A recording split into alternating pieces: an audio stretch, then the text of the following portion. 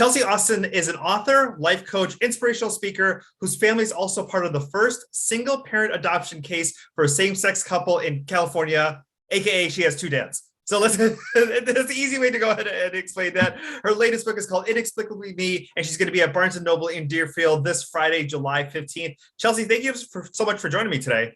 Thank you so much for having me. I'm super excited to be here. So one of your dads grew up in the Chicagoland area.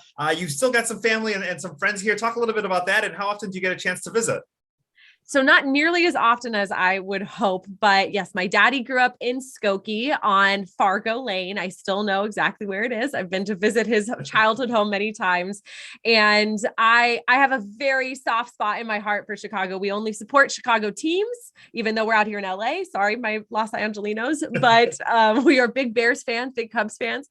And I have my closest roommate from college also grew up in the Wilmette area. So her family feels like family, and I feel super lucky to be in that community. I love Chicago. The heart of Chicagoans is something so special, which is why I also work with a team that's almost all based in Chicago. So I feel super connected and I love it. And I can't wait to be back so soon. Yeah, we're glad to have you back here on Friday. But let's talk a little bit about the book. Let's talk a little bit about your life. I do want to first go ahead and start by going back to the 90s. Especially, there were shows like Will and Grace that finally showed gay men in a positive light that, that was towards the later 90s. That wasn't even the early 90s. And it was hard pressed to see representation on television. So talk a little bit about maybe your early years of growing up and how different that is, obviously, than 2022. Definitely. I mean, Will and Grace is one of my favorite shows. I have oh my gosh, I love that show. And I can remember still watching the episode where you finally see two men kiss on TV. And I think I just about died and went to heaven because there was very much that normalization, that feeling of, oh, I can see this on TV, which must mean it's normal, which must mean my family is okay. And there are so many different feelings I have about growing up with two dads. Most of them are all positive because my parents were incredible parents, but I didn't have shows like Modern Family or Glee until I was much older, where you actually saw a couple with a child, a gay couple with a child. And on Glee, you don't even see the dads. So, it was a very strange time because I was so proud of my family and I knew I would go to the ends of the earth to do anything for them. But there was also a little bit of the shame that I got from the outside world, not inside, but I grew up in a time around Proposition 8 that sought to ban gay marriage in the state of California and succeeded. And that was a really rough time to see people in our own community be so against my family and feel so alone and isolated, like they don't understand us. And that's why I'm such a massive advocate for normalizing different kinds of families, from being able to talk about gender identity and sexual identity, and that this is something kids are able to talk about and comprehend. And so I'm a big, big advocate for that.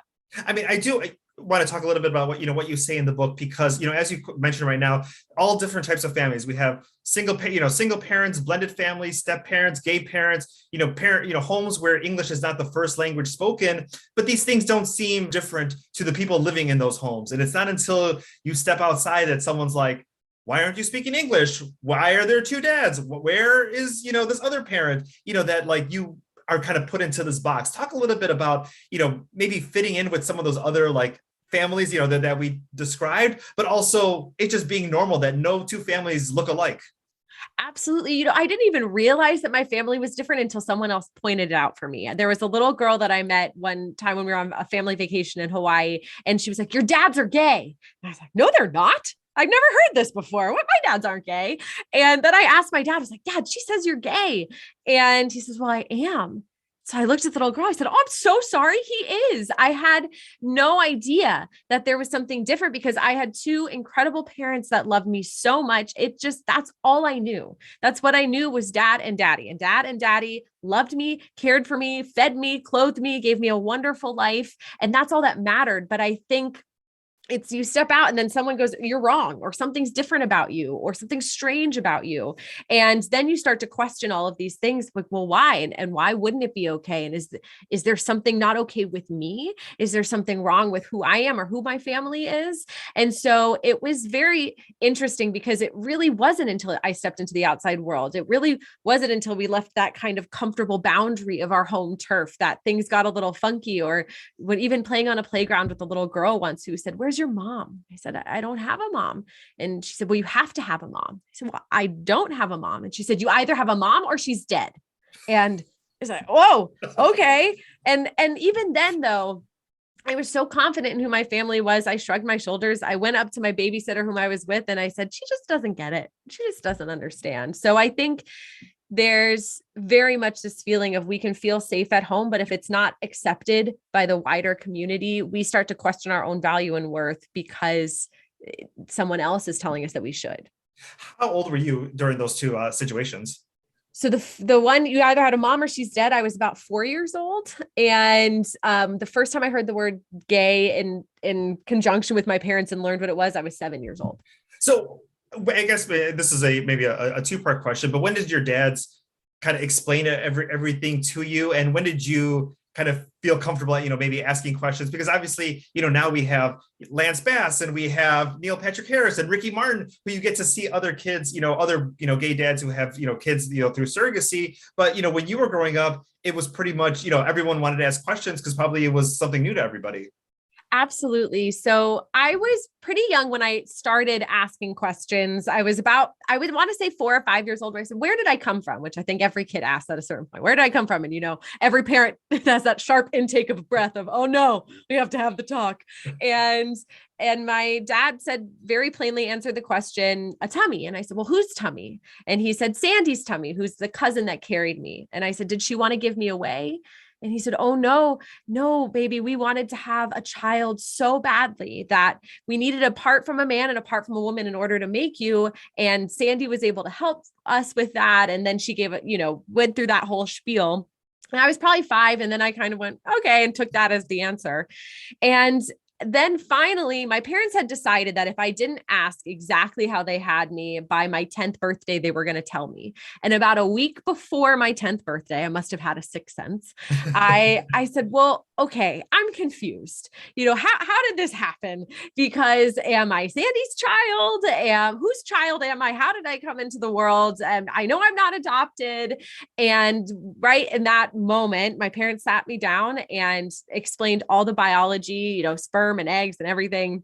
And I was elated because it all made sense to me. Because while Sandy, my cousin, did carry me, my auntie, my daddy's sister, was actually my egg donor. So I knew that made sense because I looked like her. I loved her. She would come into a room and I would just squeal, and it all clicked in that moment. I went, oh, this makes so much sense. And I was so happy. And they were so relieved that was kind of how it developed over time, because I think it'd been ruminating for a while. I never wanted to make them feel bad or have them thinking that I didn't believe they were my real parents.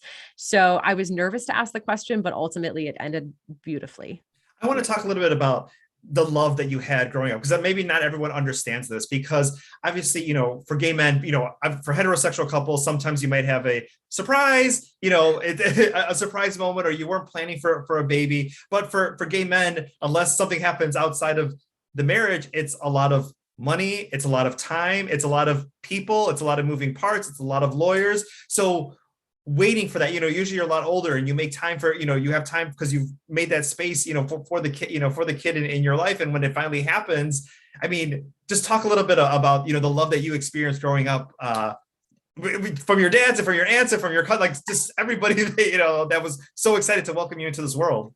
Yeah, they when it takes a village, not just to raise a child, but to make a child, in my case, I am so grateful and feel incredibly blessed. I was so loved unconditionally by my parents, by my auntie, by everyone, because I really felt like I was their miracle, because it took so much effort and there was so much time and energy and fallout and monetary expense and physical expense that everyone had to go through, that there was never a doubt in my mind that I was not wanted or that I was not perfect the way I was. Of course you grow up, you meet the outside world, and then you start to question these things. But in that little sanctuary that was my home, I felt so deeply loved. Sometimes I say, Daddy, it's enough. It's enough. It's too much love. You're smothering me, but I think, and then my daddy will get a kick out of that. My dad was much more the disciplinarian. My daddy spoiled me like crazy. So thank goodness we had both.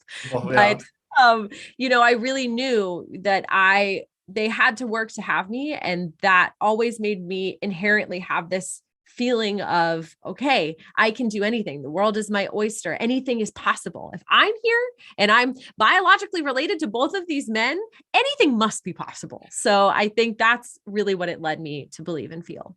Now, as far as growing up, obviously people maybe don't understand surrogacy or adoption for gay men, or you might be the first person that they had ever met. But what was it like? Like, did people think you went to like discos all the time or had fabulous when you're like, I'm just a normal kid with parents just like everybody else? Like, was that shocking to people?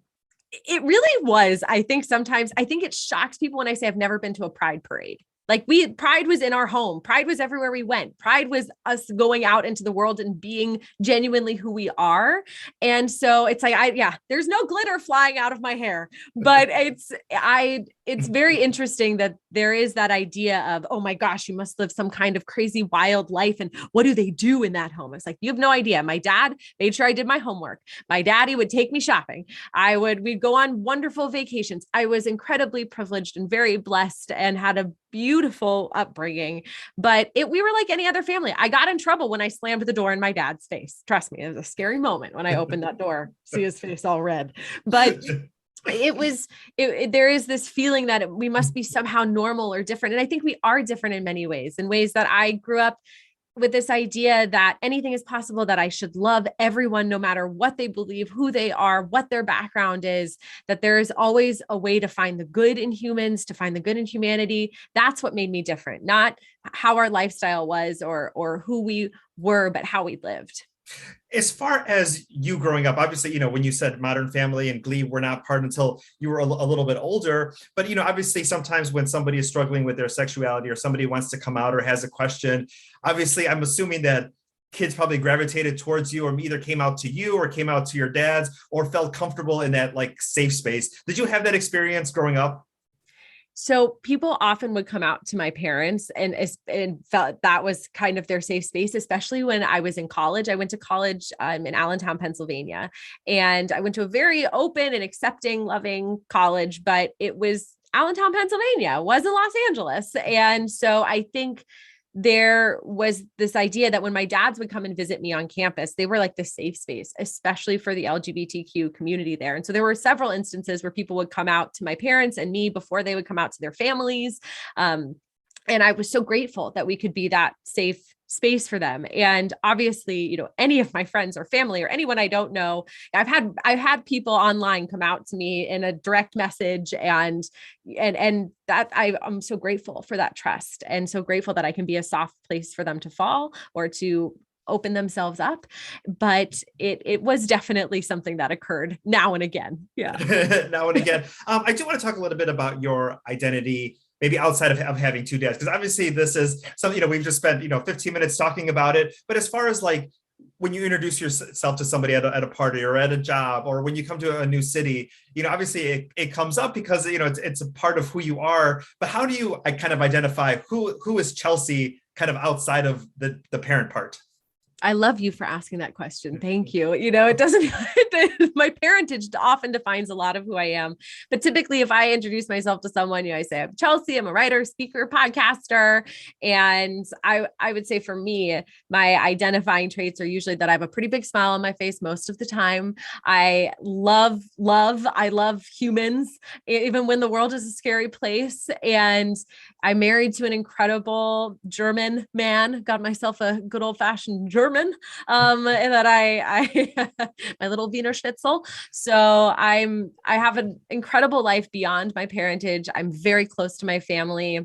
I'm a family girl. I love having close bonded relationships, and I'm one that's much more for one-on-one time than big parties and events. So those were, I would say, when I introduce myself, I may not say all of that, but there is more to who I am than just my parentage for sure.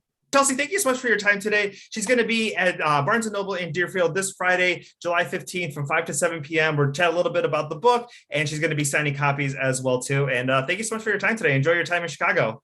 Thank you for having me. I appreciate it. Thank you. Wonderful. Thank you so much for your time today.